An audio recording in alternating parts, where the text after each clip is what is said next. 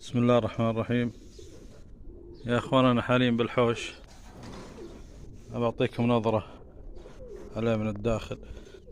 طبعا ارانب، دجاج، هناك دجاج بشاير عمره 4 شهور تقريبا، ارانب، حمام.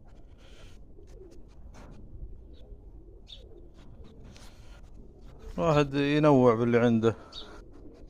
طبعا هذا كان هنا ربطة برسيم، وما شاء الله كلوها باقي اللي على الارض. طبعا انا ما اجيب لهم جديد الا ينظفوا لي الارض هذه كلها.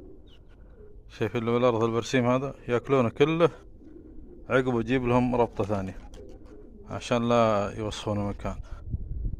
يتعودوا ينثرون وبعدين منظر الحوش يصير مو كويس. فانا اخليهم ينظفون القاع هذه كلها من البرسيم. بعدين